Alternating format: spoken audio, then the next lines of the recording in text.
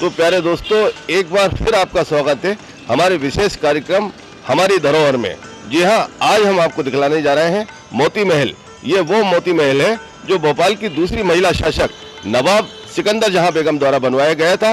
और नवाब सिकंदर जहां बेगम भोपाल की पहली महिला शासक नवाब कुस्सिया बेगम की सुपुत्री थी। आज इस मोती महल के बारे में जानकारी देने के लिए हमारे साथ मौजूद हैं लेखक और भोपाल के इतिहास के अच्छे खासे जानकार रिजवान अंसारी। ये जो महल जब आप देख रहे हैं, ये मोती महल कहलाता है।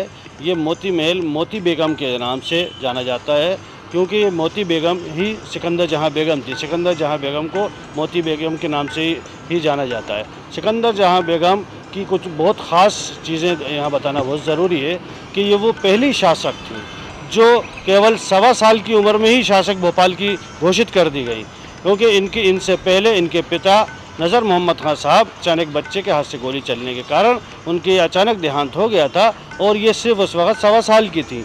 लेकिन अंग्रेज़ों से मुआहदा हो चुका था, क्योंकि 1818 का मुआहदा हो चुका था, इसलिए ये उनको घोषित कर दिया गया यहाँ का नवाब। और नवाब चूँकि इतनी कम उम्र थी, इसलिए इनके स्थान पे थोड़े अरसे के लिए नवाब कुत्सिया बेगम साहिबा को, जब तक कि ये बड़ी नहीं हो जाती, जब तक के लिए नवाब कुत्सिया बेगम को ये भार सौंपा गया कि वो बड़ी होंगी और वयस्क होने के बाद जब इनकी शादी जिससे होगी वो नवाब बन जाएगा। इस कारण ये सबसे पहली महिला शासक के रूप में उस सामने आई थी। लेकिन चूँकि नवाब छोटी थी, इसलिए इनको नवाब कुत्सिया बेगम साहिबा को उनके स्थान पर शासन का प्रभार मिल गया।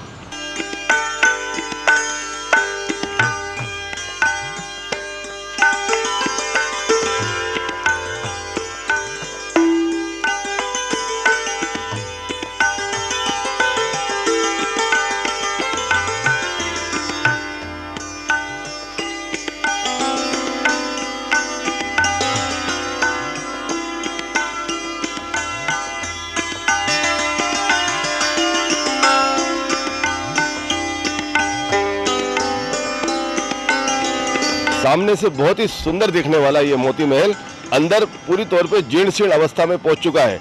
इसी कारण मोती महल के अधिकांश कमरों में ताले लगे हुए हैं। हम रिजवान से जानेंगे कि इस मोती महल के अंदर कितने कक्ष हैं और यहाँ पर क्या क्या एक्टिविटीज की क्या गतिविधियाँ संचालित होती थी।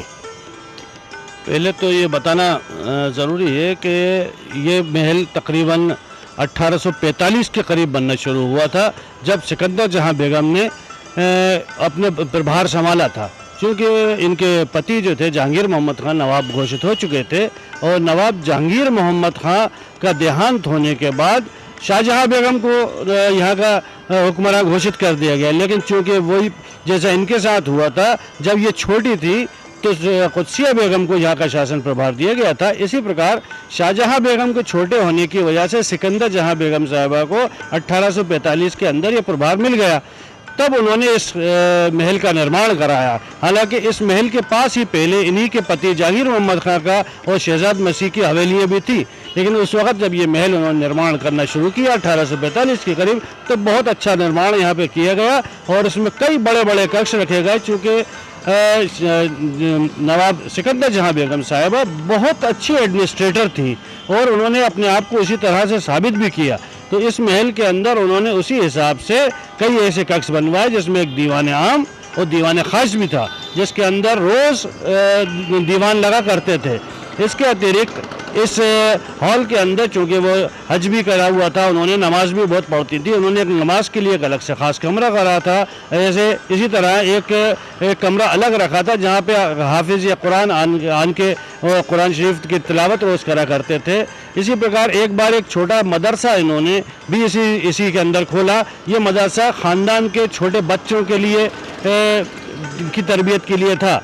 इसी प्रकार एक कक्ष ऐसा भी बनाया गया था जिसके अंदर इसी ख़ानदानों के, इनकी फैमिली के जो है लड़के और लड़कियों का एक गार्ड उन्होंने अपने लिए बनाया था। इसी कक्षों के अंदर वो गार्ड भी इनके साथ रहा करते थे। तभी इसी प्रकार इसे कई वेटिंग हॉल भी थे इसके अंदर। जैसे जब एक फ्रेंच ट्रैवलर 1864 में यहाँ आया था जिसका नाम था रोजवेल और उनके शैम्बर्ग, ये फ्रांस के से आए हुए दोनों थे। जब ये मोती बंगले में रहे, यानी मोती बंगला, यानी जिसको आज हम लाल कोठी या गवर्नर हाउस कहा जाता है, उसके अंदर वो रहे। लेकिन अक्सर वो यहाँ आ जाते थे और कहा जाता है, वो खुद उनके किताब में लिखा है कि जब अक्सर मुझे कई बार उनका इंतज़ार करना पड़ता था तो हम यहाँ बैठ के इसी हॉल के अंदर नीचे वेटिंग करते हुए कभी शतरंज यहाँ चौसर और शतरंज यहाँ खेला करते थे। इसी प्रकार ऐसे बहुत से अच्छे अच्छे हाल है, पूरा स्टाफ के लिए भी हाल है इसके लिए। दूसरी एक और ख़ास बात, चूँकि सिकंदर जहाँ बेगम बहुत उसूल परस्त थी, इसलिए हर काम को, हर चीज़ को बहुत सलीके से किया करती थी वो, और उनके हर चीज़ वहाँ उसी हिसाब से रखी जाती थी। तो उसी हिसाब से जब रखने के लिए उनके कमरों का सफाई, साफ सफाई, पुताई, ये सब काम उनके मुस्तकिल हुआ था। तो इसलिए इस महल की अंदर बहुत खूबसूरती के अंदाज में बनाया गया था।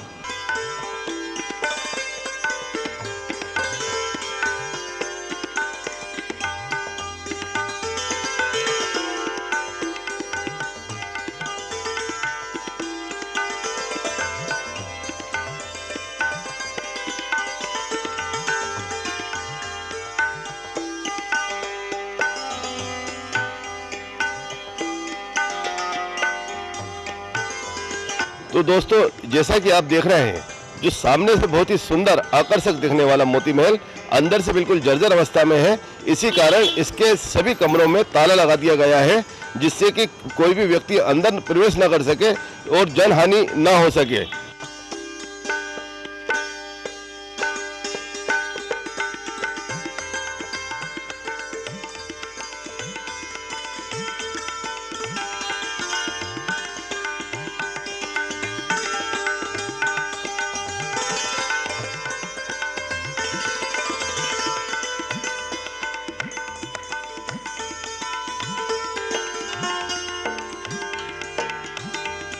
दोस्तों, 1857 जबकि देश में पहला स्वतंत्रता संग्राम युद्ध हुआ था, उस दौरान भोपाल की जो शासक थी वो नवाब सिकंदर जहां बेगम थी। तो उस दौरान यहाँ पर क्या क्या गतिविधियां हुई, इनके बारे में हम रिजवान से जानकारी प्राप्त करते हैं।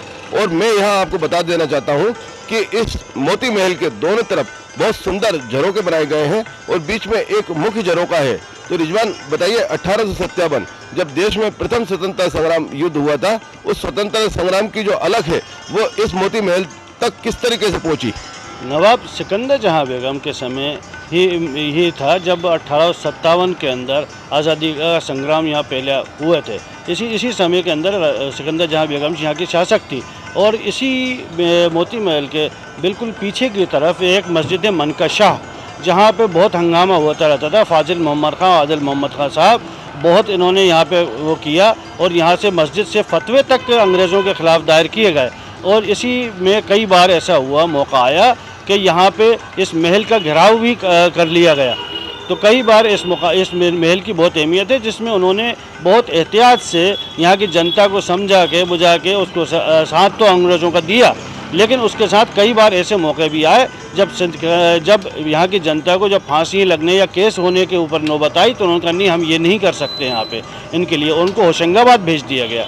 इसी प्रकार जैसे इन्होंने यहाँ बताया कि यहाँ के झरोके बड़े खूबसूरत हैं। इन झरोके की एक याद और ये बताती है कि यहाँ पे होली के समय पे कई लोग जो है होली खेलते हुए दूसरे मज़हब के लोग भी इनके साथ जमा हो जाते थे। और सिकंदर जहाँ बेगम मैं अपने कई लोगों के साथ ऊपर बैठ के इस होली का मज़ा लेती थी और कई बार इन लोगों को इनामात वगैरह भी तकसीम किया करती थी ताकि ये सब खुश होकर चले आते। तो इस प्रकार ये उनके साथ भी देती थी होली वगैरह के खेलने में। उनको ये रंग बिरंगे त्यौहार बहुत खूबसूरत लगता था।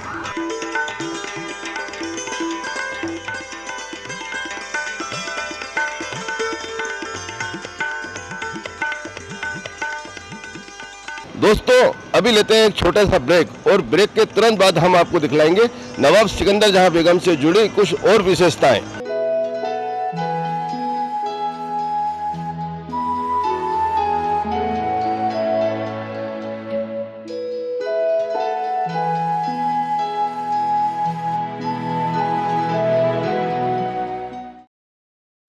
नमस्कार, आप देख रहे हैं बीटीवी न्यूज बुलेटिन में। इस वक्त मैं खबरों को लेकर मैं हूं अरुण तिवारी मैं हूं आपके साथ राशि। नमस्कार, मैं हूं स्वाति। मैं हूं आदित्य श्रीवास्तव। बुलेटिन मैं हूं कृतिका और इस बुलेटिन की शुरुआत करते हैं इस वक्त की हेडलाइंस के साथ। अब आप बीटीवी न्यूज देख सकते हैं दैनिक भास्कर की वेबसाइट पर भी। इसके लिए आपको लॉग ऑन करना होगा bhaskar.com/mp/Bhopal।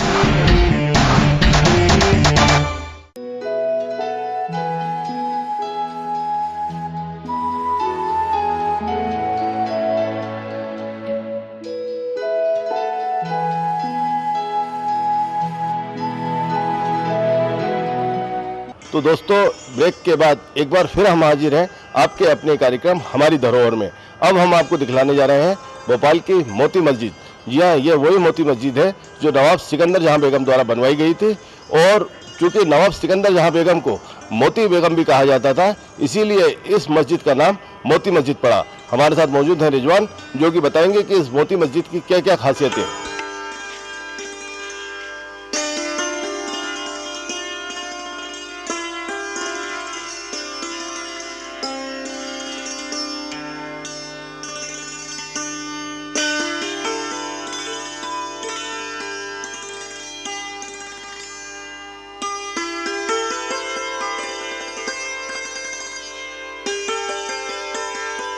हम यहाँ आज मोती मस्जिद के अंदर खड़े हुए हैं। ये मोती मस्जिद 1852 के करीब बनना शुरू हुई और इसका कार्य 25 साल के करीब तक चलता रहा। शाहजहां बेगम के काल तक जाते जाते तक ये बनती रही। इस मस्जिद की बहुत सी खसूसियात हैं। सबसे पहली खसूसियात ये है कि ये मस्जिद जामा मस्जिद दिल्ली की शक्ल में बनाई गई थी, क्योंकि जब सिकंदर जहां बेगम दिल्ली गई थी तो वहाँ की जामा मस्जिद को देख के बहुत मुतासिर हुई और उसी की तर्ज पे भोपाल में इस मस्जिद को बनाया गया। पूरी मस्जिद उसी तर्ज की बनी हुई, वही नक्काशी, वही बेल बूटे हैं इसके अंदर, लेकिन सिर्फ साइज़ में ये थोड़ी सी कम है उसके मुकाबले में।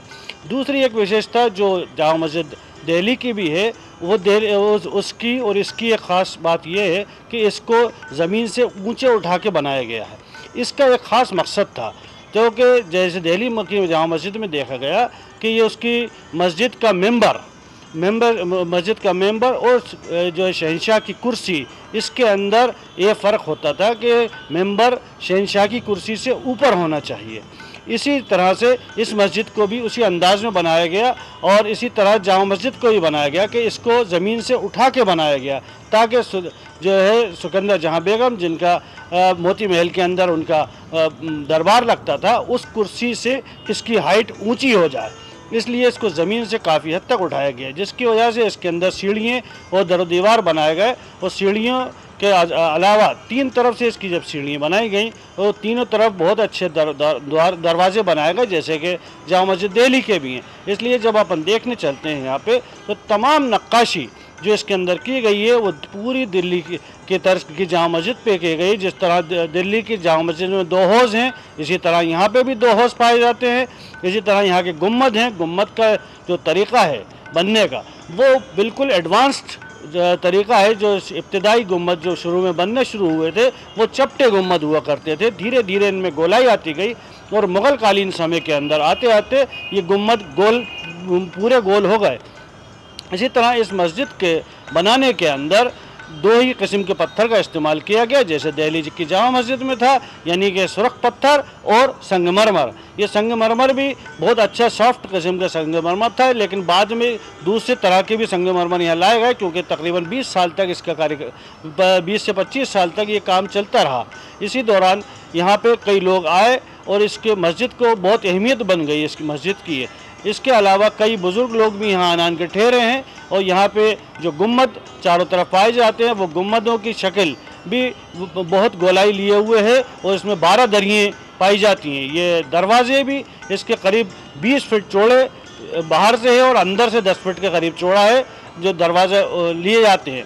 एक और विशेषता जो इस मस्जिद से ताल्लुक़ रखती है वो ये है कि यही वो जगह है जहाँ पे हर ईद और रमज़ान के चांद दिखने के बाद हिलाल कमेटी भोपाल की मीटिंग इसी मस्जिद में होती है। जो हम अपने पीछे देख रहे हैं, जो दरवाज़ा है वहाँ पे ऊपर उनकी ऑफिस है, वहाँ पे वहीं से जाके इसका अनाउंस किया जाता है कि भोपाल में आज चांद दिखा कि नहीं दिखा।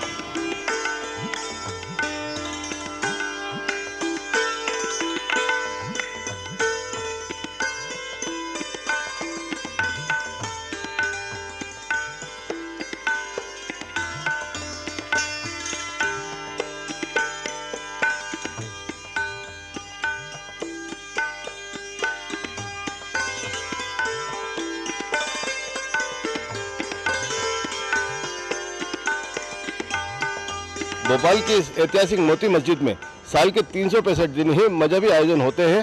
साथ ही यहाँ तकरीबन रोज निगाह पढ़ाए जाते हैं।